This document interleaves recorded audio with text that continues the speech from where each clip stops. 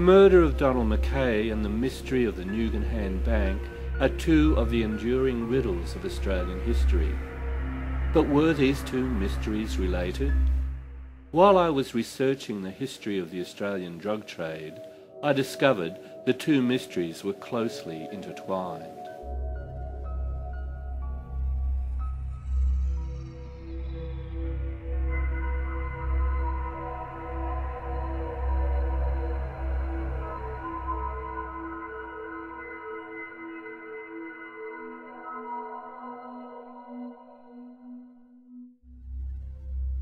In recent years, there have been charges from time to time that the CIA has involved itself in illegal activities. Some of the most bizarre to date involve a bank in Australia known as Nugan.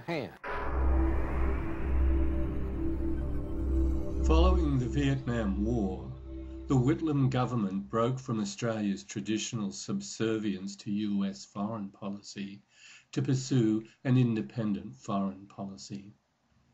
This angered US President Richard Nixon, who authorized the director of the Eastern Division of the CIA, Ted Shackley, to start a dirty tricks campaign against Whitlam. Ted Shackley was what those in the trade call a quadruple threat: drugs, arms, money, murder. His mastery of the quadruple threat began during the secret war in Laos and reached its climax in the Nugan Bank. Michael Hand, one of the founders of the Nugan Bank, was an ex-Green Beret who had worked for Shackley's Opium Army during the secret war in Laos. He got his start in the drug trade there, smuggling heroin home in the body bags of dead soldiers. In Sydney, he met a crooked young lawyer named Frank Nugan. They became the biggest thing the Australian drug trade has ever seen. Former bank executive Neil Evans, given immunity from prosecution, agreed to talk about the Nugan Hand operation on Australian television. We were to become the paymasters for the CIA around the world. In other words, we were putting ourselves in a position to disperse funds for the CIA to whoever they were directed.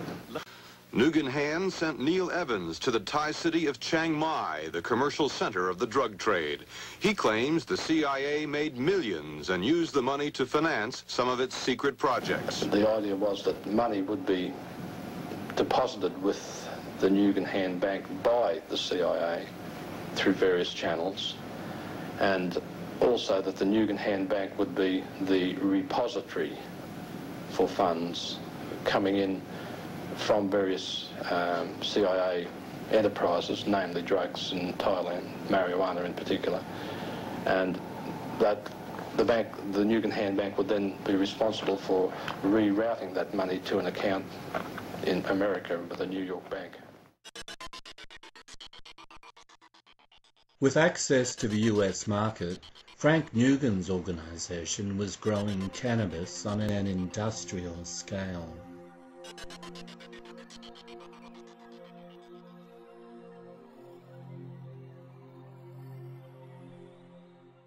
In the weeks before Donald Mackay disappeared, a scandal erupted at the Nugan packing shed when the auditors discovered secret accounts in the names of the local marijuana growers. Members of these families were involved with a huge cannabis plantation at Coleambally in 1975. The secret accounts suggest that the Coleambally crop was being grown for Frank Nugan. The gangster tactics that Frank Nugan used to hush up the affair provide further corroboration. When the auditors and independent directors of the Nugan Group tried to find out more about these secret accounts, Frank Nugan responded by seeking to remove the auditors and by intimidating the opposition directors. The intimidation was impressive. The man Frank Nugan hired as his private investigator was Fred Craig.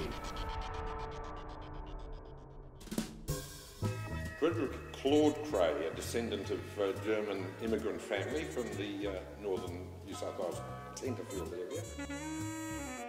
He became a detective, and he was probably the chief killer in, I know this sounds terrible, but he was the assassin in the New South Wales police force. He murdered quite a number of people.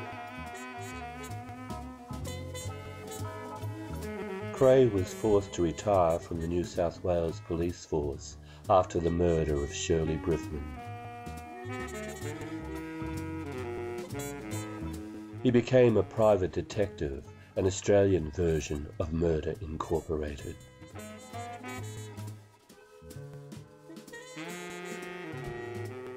The Newgan auditors were from Sydney and had no idea that the secret accounts might be for marijuana growing.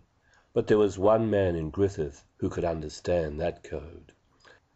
2 weeks into Cray's investigation, Don Mackay disappeared. On the morning of his death, he was told by a local reporter that Fred Cray was back in town. "I wonder what his job is this time," he said.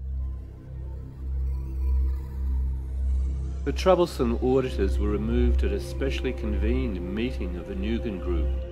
In the days before the meeting, new shareholders were rounded up from inner city hotels by the Newgans' detective Fred Cray. With this legion of thugs and drunks, the Newgans forced the removal of the auditors.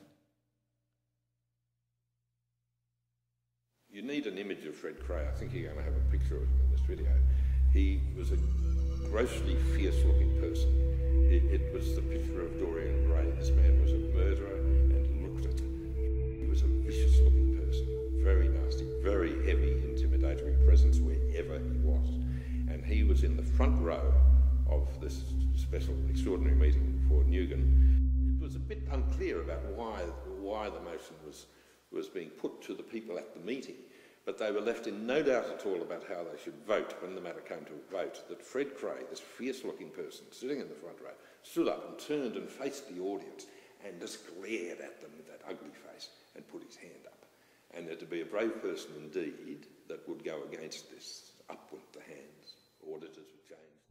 Newgan's manoeuvrings were condemned in Parliament, and Attorney-General Frank Walker appointed a Corporate Affairs Commission inquiry into the Newgan Group.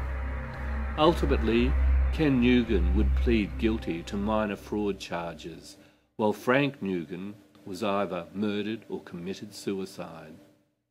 He was found dead in his parked Mercedes-Benz on a lonely country road with a shotgun blast to his head. His death would bring about the collapse of Newgan Hand. The business card of William Colby, an ex-director of the CIA, was found on his body.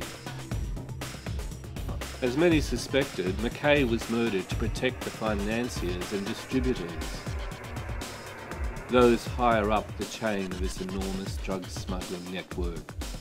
Frank Newgan was that man.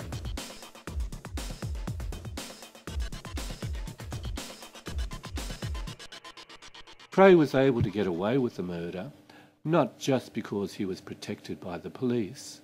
Cray was also close to the Australian media. Yes,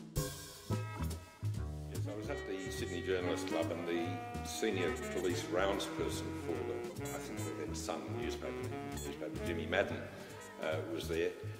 I should briefly explain that I didn't get on terribly well with police roundspeople. They tended to wear blue shirts and identify themselves as policemen, and were fed the information that we all read as the crime stories from predominantly crooked police, and never questioned what was going on, never questioned it. Anyway, Madden was talking to me, and we talked about Fred Cray, the former corrupt killer cop, being appointed to the staff of Fairfax as a criminal and crime and police consultant, an advisor to the journos, tell them where the crimes were.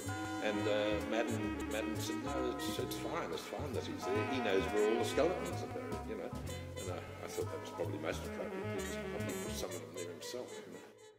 I think for people who don't understand the depth of corruption that existed in New South Wales, I would need to explain that where the skeletons are buried are that you have a very corrupt former policeman actually dictating to the best news organisation in Australia, as it was then at the time, which stories to run and which not to run, which skeletons to discover and which to lay dormant. I would presume Juanita's and Don Mackay's skeletons, for example, are those that are to be left alone.